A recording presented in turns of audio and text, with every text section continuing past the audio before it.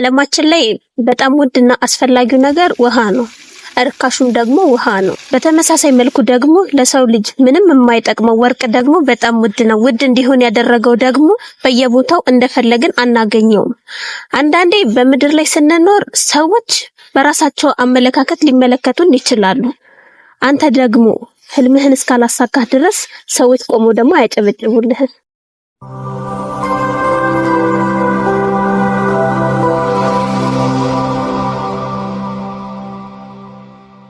ሰላም ጤና ይስጥልኝ ውድ የሩሃማ ሚዲያ ቤተሰብ ተከታታዮች እንደምቆያችሁኝ ትዕግስት ነኝ ከሩሃማ ሚዲያ።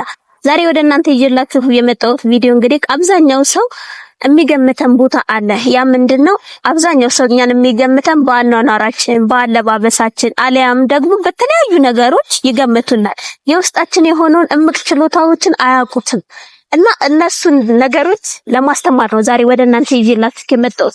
እስከ ቪዲዮ ፍጻሜ ድረስ አብራችሁኝ እንድትቆዩ እየጋበዝኩኝ ለዩቲዩብ ቻናሌ አዲስ የሆናችሁ ቤተሰቦቼ ላይክ፣ ሼር፣ ኮሜንት እንዲሁም ደግሞ ሰብስክራይብ በማድረግ ቤተሰብ እንድትሆኑኝ ከወዲሁ እየጋበዝኩኝ በየጊዜው የምሰራቸው ቪዲዮዎች በቶሎ እንዲደርሳችሁ የደውል ምልክቷን መጫን አይዘንጋ። ዓለማችን ላይ በጣም አስፈላጊው ነገር ለሰው ልጅ ውሃ ነው።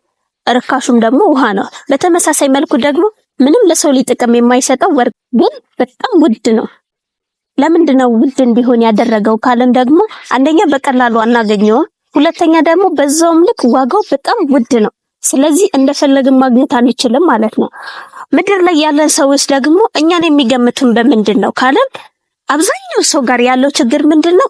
ባለባበሳችን ይገምቱናል፣ በኑሮ ሁኔታችን ይገምቱናል፣ አሊያም ደግሞ በአስተሳሰባችን። የሰው ልጅ ደግሞ የራሱ የሆነ እምቅ ችሎታ በውስጡ አለ። ምን አይነት ችሎታ ካለው ራሱ ነው ያ ሰው የሚያውቀው ራሱ ነው። ሌላ ሰው ሊያቀለት አይችልም። እና በእንደዚህ አይነት ህይወት ውስጥ የሚገመቱት ሰዎች በጣም ምንድነው የሚባለው ከባድ ነው። እና በፈለጉት መልኩ ቢገምቱክ ሰዎች አንተ የራስህ የሆነ እምነት እስካለህ ድረስ አንተ ያሰብከውንና አንተ ያለምከውን ነገር ነው ማድረግ ያለብክ። እኔ በጣም የሚገርመኝ ታሪክ አለ። ምን መሰላት? ጎልያድ የሚባል ሰው ነበረ፣ ከፊሊስጤም ሀገር የመጣ ሰው ማለት ነው። እና ጎልያድ በጣም ግዙፍ የሆነ ሰው ነው። በጣም ጠንካራ ነው፣ ኃይለኛ ነው። ከልጅነቱ ጀምሮ አለ አይደል ይሄ የኃይል ነገሮችን እየተወዳደረ ወይም ደግሞ እየተማረ ያደገ ሰው ነው። እና በጣም ጠንካራ የሆነ ሰው ነው። እና ከማን ጋር ሊወዳደረው? ከእስራኤላውያኖች ጋራ ጦርነት ሊከፍትና ከእስራኤላውያኖች ጋራ ሊዋጋ ነበር ማለት ነው። እና ከፊሊስጤም ሀገር መጣ ወደ እስራኤል፣ ከእስራኤሎች ጋር ሊጣላ ማለት ነው። እና እስራኤል ደግሞ ልክ እሱን የሚያህል ሰው የላትም ማለት የሳኦል ልጆች ነበሩ። የሳኦል ልጆች ከሱ ጋር ሊገጥሙ ሄዱ። በሄዱበት ሰዓት ግን ወንድማቸው ተላከ፣ ዳዊት ማለት ነው። ዳዊት የቤቱ የመጨረሻ ልጅ ነው። በጣም ትንሽዬ ልጅ ነው። ዳዊት ምንድነው የሚሰራው ካለን ደግሞ ዳዊት እረኛ ነው፣ የበጎች ጠባቂ ነበር። እና አባቱ ምን አለ? ለወንድሞቹ ስንቅ እንዲያደርስ ሄደ። እና ሊያደርስ በሄደበት ሰዓት ያ ጠንካራና ኃይለኛ የሆነ ሰው ያልነው ጎልያድ ምን አደረገ? ዛሬ ከናንተ ሰው ጋር አንድ ላኩልኝ፣ አንድ ሰው እንድትልኩልኝ እፈልጋለሁ። እና ከናንተ ጋር ደግሞ ጦርነት መክፈት እፈልጋለሁ። ያሸነፈን እኔ የናንተ ባሪያ ሆናለሁ፣ እኛ ካሸነፍን ደግሞ እናንተ የኛ ባሪያ ትሆናላችሁ ካለ ዳዊት በጣም ተገረመ። ማን ነው አለ። ሁሉም ሊነግሩት ፍላጎት አልነበራቸውም። ግን ምን አሉት? ይሄ ሰው ኃይለኛ ነው፣ ከፊሊስጤም የመጣ ነው፣ ጎልያድ ይባላል ሲሉት ምንድነው አለ። እስራኤልን መግዛት ይፈልግ ነበረ። እና ወንድሞቹ ምን አሉት ዳዊትን? አንተ ለምን መጣክ? አንተ በጎችን ለማንጠለህ ነው የመጣው፣ ስለዚህ ወደ በጎች ተመለስ አለ። እሱ ግን ሊሄድ ፈቃደኛ አልነበረም። እና ወደ ሳኦል ሄደ። ሳኦል ምን አለ?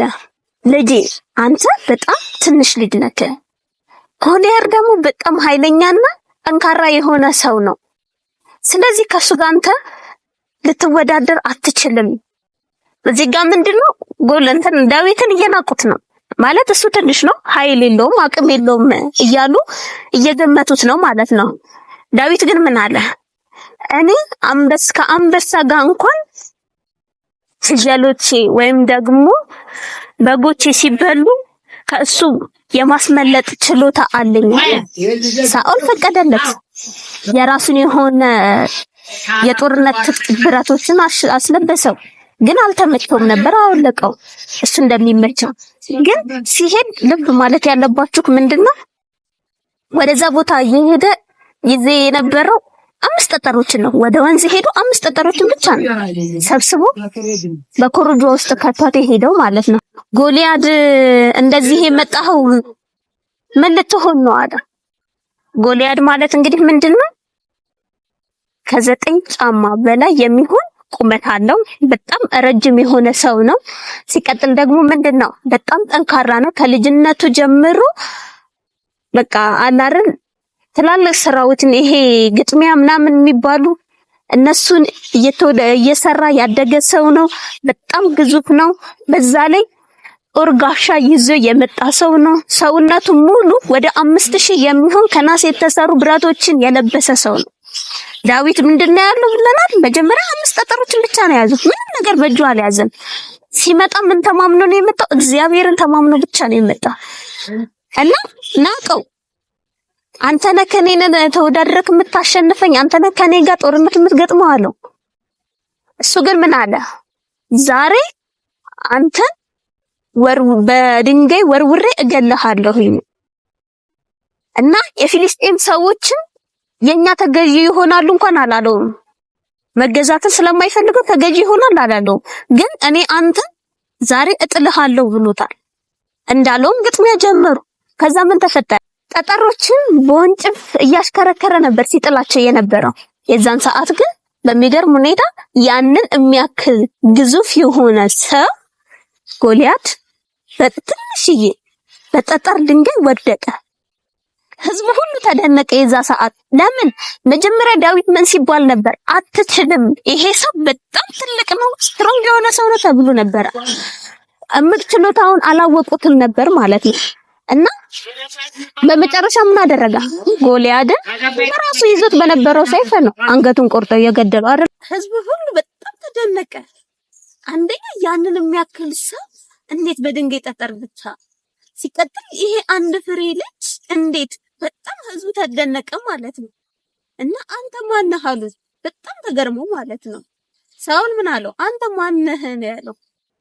እኔ የባሪያዎችህ ልጅ የእሴይ ልጅ ነኝ አለው። ምን አላለውም ሌላ። እና ምን ልላችሁ ፈልጌ ነው፣ አብዛኛው ጊዜ ሰዎች አትችሉም ይላችኋል። አትችሉም ሲሏችሁ እናንተ ደግሞ የራሳችሁ የሆነ ችሎታ ሊኖራችሁ እና ሰዎች አትችሉም ሲሏችሁ የውስጤን ጥንካሬ እኔ አውቃለሁ። ሲቀጥል ማናለኝ? ፈጣሪ አለኝ። ፈጣሪን ይዤ እምፈራ ወይም የሚከብደኝ አንዳች ነገር የለም ብለን የውስጣችንን ቁርጠኝነት ማወቅ መቻልና መናገር መቻል አለብን። ሰዎች ላንተ የሚያጨበጭቡልክ ቆመክ ስትሄድ አሊያም ደግሞ ህልምህን ማሳካት ስትችል ብቻ ነው። ከዛ ውጪ ማንም ላንተ ቆሞ የሚያጨበጭብልህ ሆነ የሚያደንቅክ ሰው የለም። ለራስክ የሆንከው ራስክ ብቻ ነህ። ስለዚህ ራስህን ማወቅም ያለብህ አንተና አንተ ብቻ ናችሁ። ለራስክ ኑር። እንግዲህ የዛሬው ቪዲዮ ይሄን ይመስላል። ብዙ ትምህርት እንደተማራችሁበት ተስፋ አለኝ። መጀመሪያም እንዳልካችሁ ለቤተሰቤ አዲስ የሆናችሁ ሰዎች ሰብስክራይብ እና ላይክ፣ ሼር እንዲሁም ኮሜንት ማድረግ እንዳይረሳ። በሌላ ቪዲዮ እስከምንገናኝ ቆዩልኝ።